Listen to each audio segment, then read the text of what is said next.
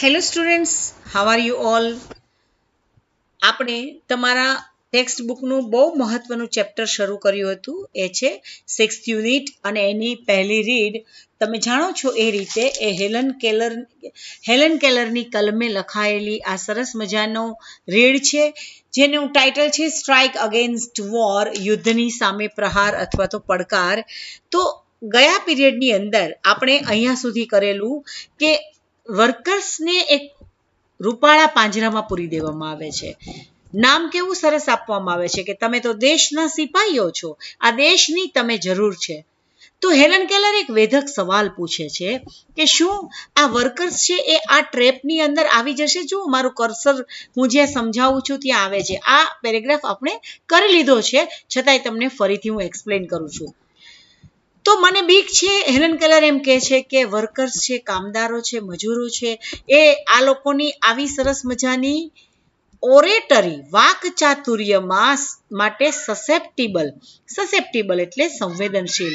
કદાચ એ લોકો આ વર્કર્સ છે એ એમના માલિકોની આવી રૂપાળી વાતોમાં આવી જશે અને એ લોકો પોતાની જાતને એમાં હોમી દેશે. એ લોકોને સિટીઝનશીપના પેપર આપવામાં આવે છે, કારણ કે એ દેશના નાગરિક નથી, બહારથી આવેલા છે, ઇમિગ્રન્ટ્સ છે. તો એ સિટીઝનશીપના પેપર્સ છે એ એના પત્ની અને બાળકોની સલામતીની કોઈ જ ગેરંટી આપતા નથી. એ લોકો પ્રમાણિકતાપૂર્વક પરસેવો સારે છે અને આ લોકો માટે સખત મહેનત કરે છે, પણ અંતે એ લોકોના હાથમાં કાંઈ નથી આવતું. અને માટે હેલન કેલર શબ્દ વાપરે છે, ઓ બ્લાઇન્ડ વેનિટી ઓફ સ્લેવ્સ. તો એને માટે ગુલામોનું મિથ્યાભિમાન, કેવડું મોટું મિથ્યાભિમાન ગુલામોનું, કે અમે કાંઈક મિલ માલિકો માટે કરી રહ્યા છીએ. આજનો ટોપિક આપણે આગળ વધારીએ. તો the clever ones up in the high places know how childish and silly the workers are. જો જે ક્લેવર વન છે, જે હાઈ પ્લેસીસ ઉપર આવ્યા છે, એ લોકો ચાલાક છે, ક્લેવર છે. એ લોકો જાણે છે કે આ વર્કર્સ છે એ થોડાક ચાઇલ્ડિશ છે અને સિલી છે. They know, એ લોકો જાણે છે that if the government dresses them up in khaki and gives them a rifle and starts them off with a band waving banners, they will go forth and fight valiantly for their own enemies. ચાલો સરસ paragraph આપણે સમજીએ. આ જે ચાલાક માલિકો છે એ જાણે છે. શું જાણે છે? આ જે કામદારો છે ને એની નબળાઈ.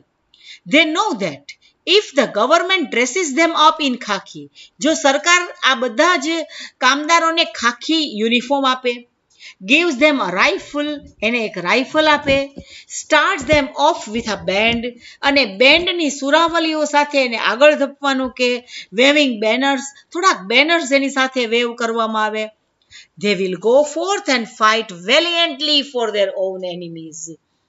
વેલિયન્ટલી એટલે બહાદુરીપૂર્વક. આ શબ્દ તમારે લખી લેવાનો છે. તો હા, હું સૂચના આપતા ભૂલી ગઈ કે તમે તમારી ટેક્સ્ટ બુક ખોલી નાખી હશે, તમારી નોટ પણ ખુલ્લી હશે, અને જે કંઈ ઇમ્પોર્ટન્ટ ટોપિક તમને હું કહેતી જાઉં એ બધું નોટ ડાઉન કરજો. હું તમને બીજી પણ એક તમને ગમે એવા સમાચાર આમ તો તમને મળી જ ગયા હશે કે 50 માર્ક MCQ અને 50 માર્ક ડિસ્ક્રિપ્ટિવ એ રીતની પેપર સ્ટાઇલ અત્યારે તો સરકાર દ્વારા તમારા માટે નક્કી કરવામાં આવી છે. હવે જે MCQ ની અંદર માહિતી પૂછવામાં આવે છે એ નાનામાં નાની માહિતી તમારે યાદ રાખવાની છે. જો કે આ પાઠ એવો છે કે જેમાંથી લોંગ ક્વેશ્ચન્સ અને શોર્ટ નોટ વધારે પૂછાતી હોય છે, એમ છતાંય કેટલીક માહિતી આપણે MCQ માટે આગળ રાખવાની. ફોર એક્ઝામ્પલ, આ પ્રવચન છે એ હેલન કેલરે કયા હોલની અંદર આપ્યું હતું, કઈ તારીખે આપ્યું હતું. મને એમ છે ગયા વર્ષે કે એની પહેલાના વર્ષે જ એ પ્રશ્ન પૂછાયો હતો કે જે તારીખે આપ્યું હતું 5 જાન્યુઆરી 1916, તમારી ટેક્સ્ટ બુકની અંદર આગળ જ આપેલું છે. તો એ તારીખ 4 તારીખ પૂછી હશે, 1916ની જગ્યાએ 1915 અને 5 તારીખની બદલે 10 તારીખ. તો એક્ઝેક્ટલી 5 તારીખ 1916 તમારા માઇન્ડમાં યાદ રહેવી જોઈએ. કાર્નેગી હોલ યાદ રાખવો જોઈએ. ન્યુયોર્ક સિટીની અંદર હેલન કેલરે આ પ્રવચન આપ્યું જે આપણે ભણી રહ્યા છીએ. હવે અત્યાર સુધી આપણે જુદી રીતે ભણતા હતા, હવે આપણે MCQ ને પણ માઇન્ડમાં રાખવા પડશે. લોંગ ક્વેશ્ચન્સ બરાબર છે, તમે લોકો કરો જ છો, શોર્ટ નોટ પણ કરીએ છીએ આપણે, પણ આ વખતે હવે આપણે MCQ ને પણ ધ્યાનમાં રાખવા પડશે. એટલે એ રીતે આપણે માહિતી બધી જ મગજની અંદર પાઇલઅપ કરીશું. હજી આપણી પાસે સમય છે તો બધું જ ફરીથી રિવિઝન પણ થઈ શકે, કારણ કે ઓલમોસ્ટ આપણો કોર્સ ટેક્સ્ટમાં ડન છે. ઓકે, તો હવે વધારે વાતો ન કરતા આગળ વધીએ આપણે. તો સરકાર જાણે છે, અરે સોરી, આ જે માલિકો છે, જે ચાલાક માલિકો, એ જાણે છે. ઇફ ધ ગવર્મેન્ટ ડ્રેસીસ, હવે ઇફ થી શરૂ થતું આ કયું ફંક્શન છે? Showing condition. Condition in past નહીં, પણ ખાલી કન્ડિશન, કે જો આ બિચાકડા કામદારો, મજૂરો ને ખાખી કપડાં આપી દેવામાં આવે, એક રાઇફલ આપી દેવામાં આવે છે, એને બેન્ડની સુરાવલીઓ દ્વારા સ્ટાર્ટઅપ કરવામાં આવે, સાથે સાથે બેનર વેવ કરવામાં આવે, તો એ બહાદુરીપૂર્વક લડશે. કોને બચાવવા માટે લડશે? પોતાના જ એનિમીઝને બચાવવા માટે, પોતાના જ દુશ્મનોના જાનની રક્ષા માટે એ બહાદુરીપૂર્વક લડવા પણ માંડશે. એ ભૂલી જશે કે આ લોકોએ અમને હેરાન કર્યા છે, એ ભૂલી જશે કે આ લોકોએ અમને ઓછું વેતન આપ્યું છે, એ ભૂલી જશે કે અમને કેટલીય મજૂરી કરાવી છે. પણ સરસ મજાનો ખાખી યુનિફોર્મ આપી દેવામાં આવે, બેન્ડની સુરાવલીઓ સાથે એમ કહેવાનું, ચાલો તમે સૈન્યમાં ભરતી થઈ ગયા છો, તમે સૈનિક છો ને દેશને તમારી જરૂર છે. આવા રૂપાળા શબ્દો, રૂપાળા કપડા દ્વારા જો આ સૈનિકોને, આ કામદારોને યુદ્ધમાં મોકલવામાં આવશે, તો પોતાના જ દુશ્મનોની રક્ષા માટે આ લોકો યુદ્ધના મેદાનમાં લડવા પણ જઈ શકે છે. They are taught. જો સાદો વર્તમાનકાળ પેસિવ વોઇસ કઈ રીતે બને છે? એમિઝાર વત્તા ભૂતકૃદંત. ધે આર ટોટ, તેઓને શીખવવામાં આવે છે. શું શીખવવામાં આવે છે? That brave men die for their country's honour.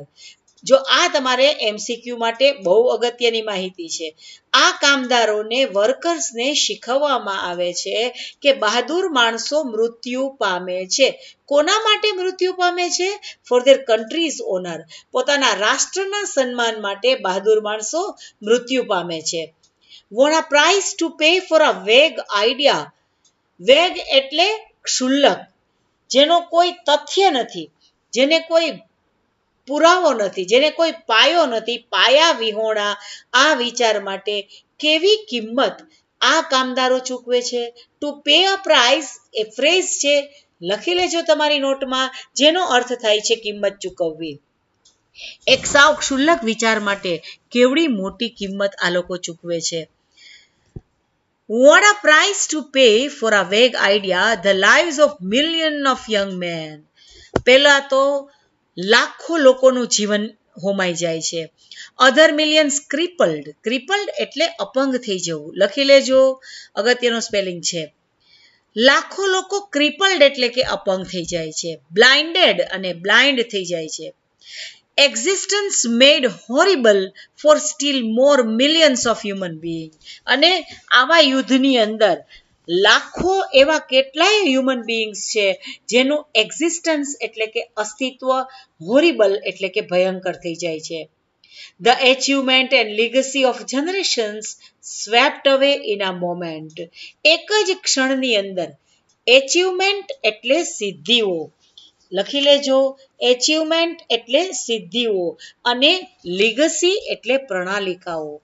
જનરેશન્સથી ચાલતી આવતી, કેટલીય પેઢી દર પેઢીથી ચાલતી આવતી કેટલીય પ્રણાલિકાઓ છે, એ સ્વેપ્ટ અવે થઈ જાય છે, એ ધોવાઈ જાય છે, એ વોશ્ડ આઉટ થઈ જાય છે.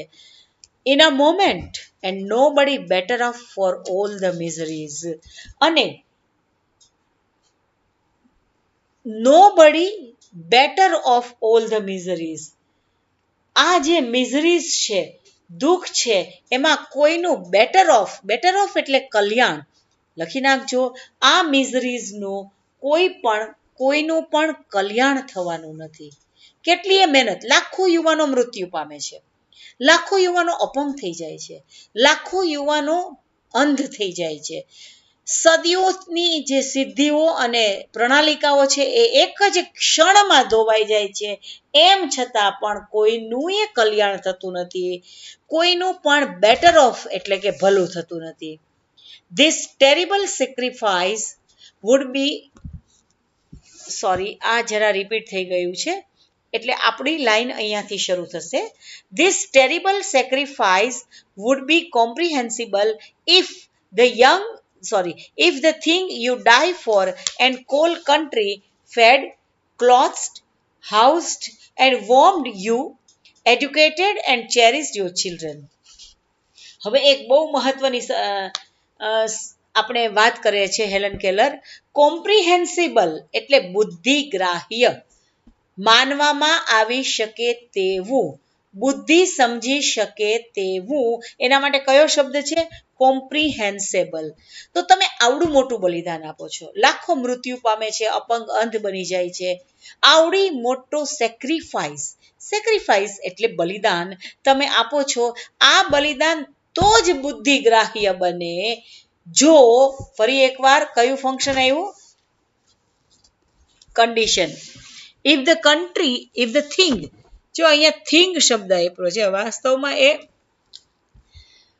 થિંગ એટલે શું? તો કે ભાઈ રાષ્ટ્ર. If the thing you die for, જે વસ્તુ માટે તમે મૃત્યુ પામો છો, એન્ડ કોલ કન્ટ્રી, અને જેને તમે રાષ્ટ્ર કહો છો, એ ફેડ, તમને એને ફીડનું ભૂતકાળ ફેડ થાય. ફીડ એટલે ખવડાવવું, અને એનું ભૂતકાળ શું થશે? ફેડ. એણે તમને ખવડાવ્યું હોય. ક્લોથડ એટલે તમને કપડાં આપ્યા હોય. હાઉસ્ડ એટલે તમને રહેવા માટે ઘર આપ્યું હોય. વોર્મ્ડ યુ, વોર્મ એટલે હૂંફ આપવી, અને તમને હૂંફ આપી હોય.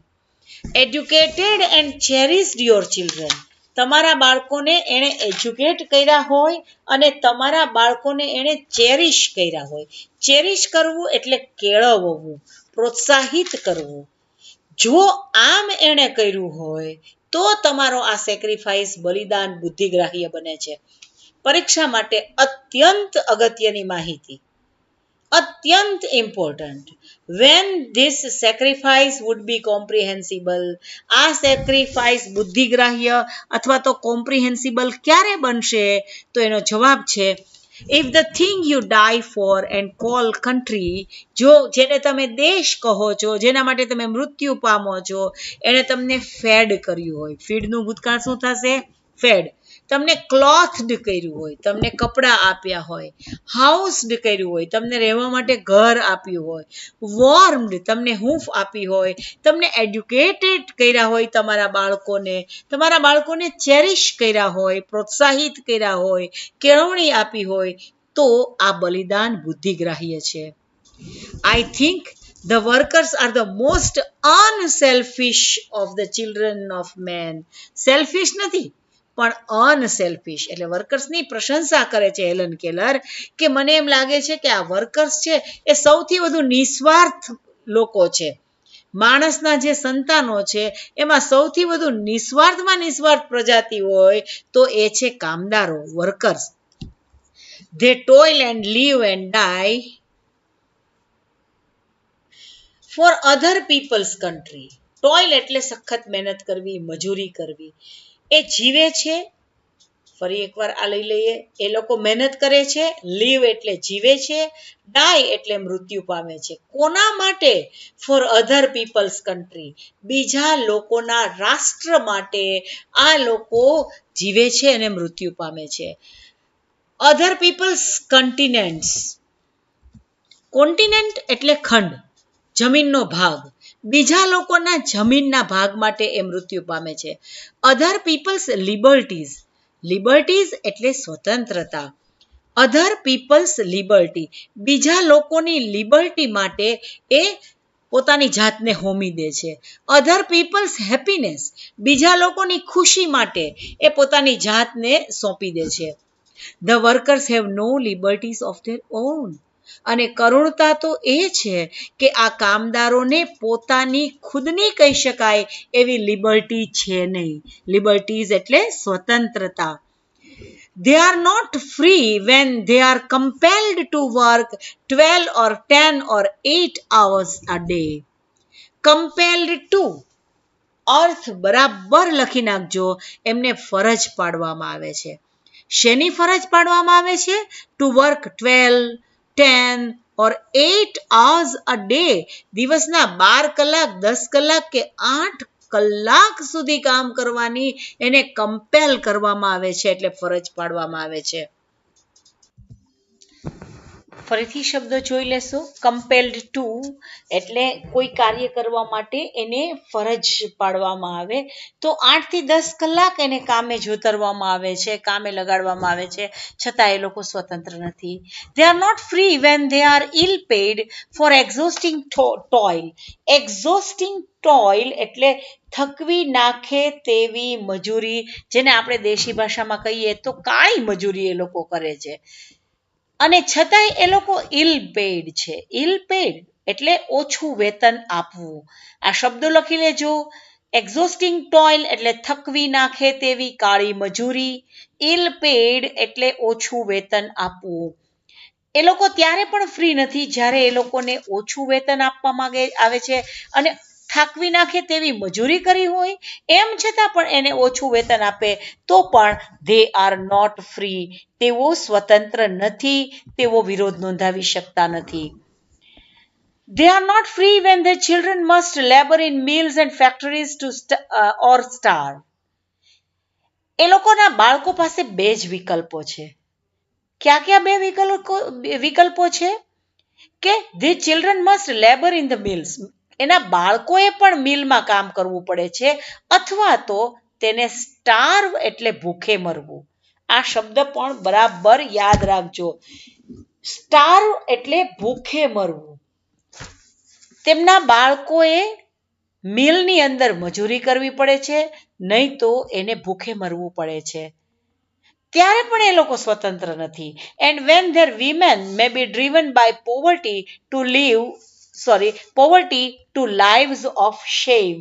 અને જ્યારે એમની પત્નીએ because of poverty, poor એટલે ગરીબ, પણ poverty એટલે ગરીબીના કારણે lives of shame જીવવી પડે. લાઈફ એટલે જિંદગી, એનું બહુવચન lives. શરમની જિંદગી આ સ્ત્રીઓએ જ્યારે જીવવી પડતી હોય છે, ત્યારે પણ આ બિચારા કામદારો સ્વતંત્ર નથી. They are not free when they are clubbed and imprisoned because they go on strike for a raise of wages and for the basic justice that is their right as human beings. તેઓ ત્યારે પણ સ્વતંત્ર નથી જ્યારે તેઓ પોતાની મૂળભૂત માંગણી માટે પોતાનો જરા ફરીથી આપણે સમજીએ. When they are clubbed, club કરવું, બરાબર આ અર્થ લખી લેજો. They are clubbed. તેને મારવામાં આવે છે. imprisoned એટલે જેલમાં પૂરવામાં આવે છે. શું કામ? They go on strike. એ લોકો હડતાલ ઉપર જાય છે. એ વ્યાજબી કારણસર હડતાલ ઉપર જાય છે. હવે વ્યાજબી કારણ કયું? For a raise of wages. Wages એટલે વેતન, raise એટલે વધારો. ઇલ પેઇડ હોય છે ને, તો એમાં પોતાનું વેતન વધારવાની માટે એ લોકો હડતાલ કરે છે, ત્યારે તેને પકડી લેવામાં આવે છે, જેલમાં પૂરી દેવામાં આવે છે, મારવામાં આવે છે. બીજી એ લોકોની માગણી હોય છે ફોર ધ બેઝિક જસ્ટિસ, જે પાયાનો ન્યાય. That is their right as human beings. Right એટલે હક, અધિકાર. માનવ તરીકે જે એના હકો છે એ મેળવવા માટે પણ તેઓ સ્ટ્રાઇક કરવા માટે સ્વતંત્ર નથી. એને પોતાના વેતન વધારા માટે માગણી કરે તો પણ એને પૂરી દેવામાં આવે છે અને મારવામાં આવે છે. પોતાના બેઝિક જસ્ટિસ માટે, પાયાની જે એની જરૂરિયાતો છે, પાયાના ન્યાય માટે એ જ્યારે લડત આપે છે, ત્યારે પણ એને ઇમ્પ્રિઝન્ડ કરી દેવામાં આવે છે, એટલે જેલમાં પૂરી દેવામાં આવે છે. We are not free unless the men who frame and execute the laws represent the interests of the lives of the people and no other interest. We are not free. આપણે સ્વતંત્ર નહીં થઈ શકીએ. ક્યાં સુધી આપણે સ્વતંત્ર નહીં થઈ શકીએ? જ્યાં સુધી જેવો કાયદા ઘડે છે, ફ્રેમ એટલે ઘડવું, એક્ઝિક્યુટ એટલે અમલમાં મૂકવું, અમલીકરણ કરવું, લોઝ એટલે કાયદા. આપણે ત્યાં સુધી સ્વતંત્ર નહીં થઈ શકીએ જ્યાં સુધી જેઓ કાયદા ઘડે છે અને તેનો અમલ કરાવે છે એ લોકો બીજી કોઈ બાબતમાં રસ રાખ્યા સિવાય માત્ર લોકોના જીવનમાં રસ રાખી અને તેમનું પ્રતિનિધિત્વ ન કરે ત્યાં સુધી આપણે સ્વતંત્ર નથી. ચાલો ફરીથી આ વાક્ય સમજાવું. We are not free unless the men who frame and execute the laws represent the interests of the lives of the people and no other interest. જે લોકો કાયદો બનાવે છે અને જે લોકો કાયદાનો અમલ કરાવે છે એ લોકો બીજી કોઈ જગ્યાએ રસ લેવાને બદલે માત્ર માનવના વિકાસમાં જ જ્યાં સુધી રસ નહીં લે ત્યાં સુધી આપણે સ્વતંત્ર થઈ શકશું નહીં. The ballot does not make a free man out of a wage slave. Ballot એટલે મતપત્રક. તમને ખબર જ હશે, તમારું બહુ જ જાણીતો શબ્દ છે. The ballot does not make a free man out of a wage slave. Wage એટલે વેતન, વેતનના ગુલામો. તો મતદાન દ્વારા આ વેતનના ગુલામોના ને સ્વતંત્ર માનવમાં કન્વર્ટ થઈ શકતું નથી. એટલે કે મતદાન દ્વારા ચૂંટી કાઢવામાં આવે છે. તો આવા મતદાન દ્વારા વેજ સ્લેવ એટલે કે જે બિચાકડા પોતાની મજૂરીના ગુલામ છે, પોતાને જે વેતન આપવામાં આવે છે એ વેતનના ગુલામ છે, એ વેતનના ગુલામોને સારા માનવીઓમાં, સ્વતંત્ર માનવીઓમાં પરિવર્તન થઈ શકતું નથી. તો આજનું આપણું આ લેક્ચર અહીંયા આપણે પૂરું કરીએ છીએ, કારણ કે અહીંયા સ્લેવ સુધી છે. આપણે આવતા લેક્ચરમાં આપણે આ ફર્સ્ટ લાઈનથી જ શરૂ કરીશું. ત્યાં સુધી તમે બરાબર જે કંઈ વર્ડ્સ મેં તમને એક્સપ્લેન કર્યા એ બરાબર સમજી લેજો. કંઈ પણ કામ હોય તો મને મેસેજ પણ કરજો, કારણ કે ગ્રુપમાં પણ છું. પર્સનલી અથવા તો સ્કૂલની અંદર જે સ્કૂલનો નંબર છે એમાં પણ તમે મેસેજ કરી શકો છો. તો થેન્ક યુ વેરી મચ.